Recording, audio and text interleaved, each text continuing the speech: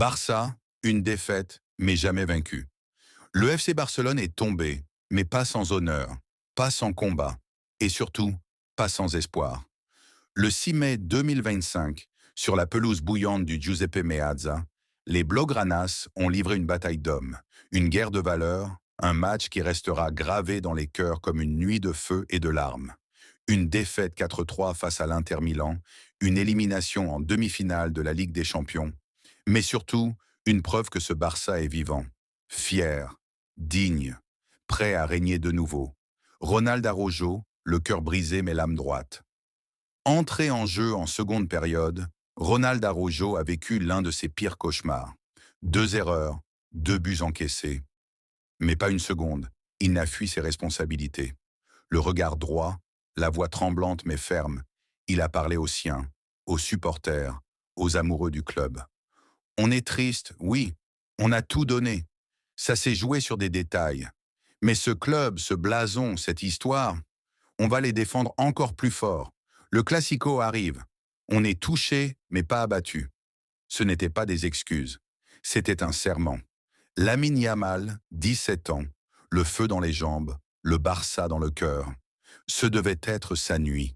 Il l'a rendue éternelle, malgré tout. Pris dans une toile italienne, harcelé, bousculé, Lamine Yamal a dansé entre les défenseurs, comme un prodige venu d'ailleurs. Il a touché le poteau, il a frôlé le but décisif. Mais au coup de sifflet final, c'est avec les yeux mouillés et le cœur brûlant qu'il a juré « Je tiendrai ma promesse, je ramènerai cette coupe à Barcelone ». Ce n'est pas une déclaration, c'est une prophétie. Car à seulement 17 ans, ce gamin est déjà une légende en construction. Avec 14 dribbles réussis sur 20, il a marché dans les pas de Neymar. Et demain, c'est sur ses épaules que se bâtira le futur.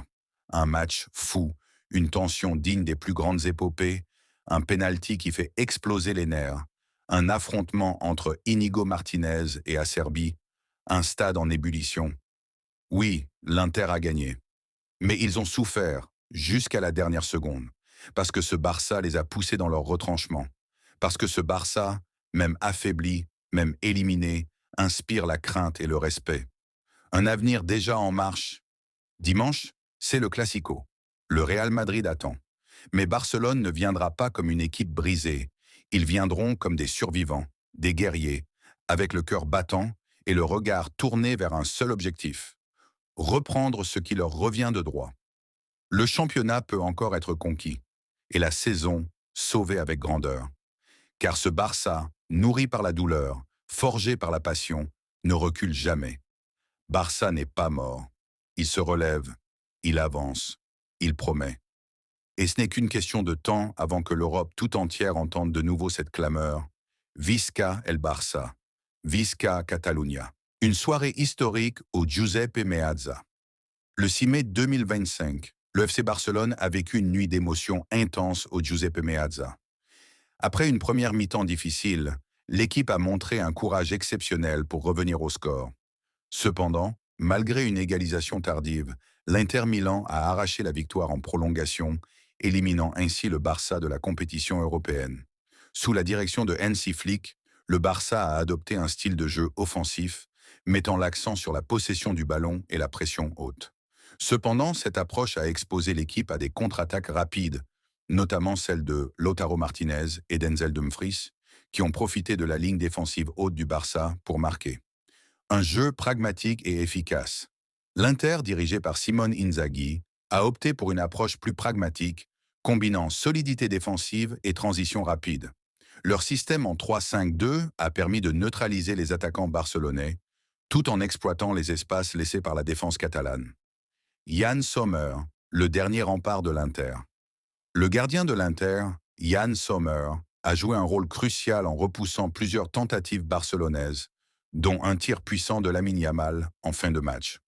Son intervention a permis à l'Inter de rester dans le match et d'espérer une égalisation. Lamine Yamal, la promesse d'un avenir radieux.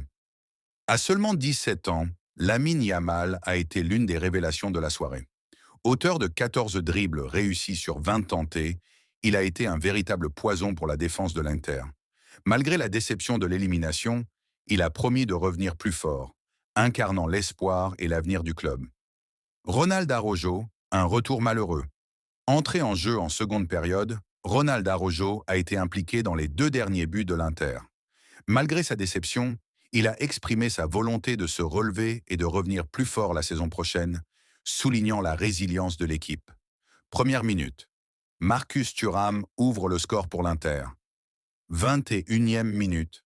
Denzel Dumfries double la mise pour les Italiens. 54e minute. Eric Garcia réduit l'écart pour le Barça. 64e minute. Dani Olmo égalise pour les Catalans. 76 minutes. Rafinha donne l'avantage au Barça. 90 plus 3 minutes. Francesco Acerbi égalise pour l'Inter, envoyant le match en prolongation.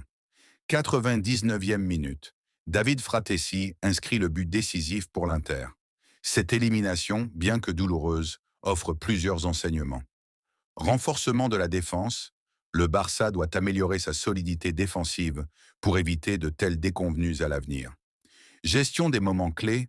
L'équipe doit apprendre à gérer les moments décisifs, notamment en fin de match. Valorisation des jeunes talents.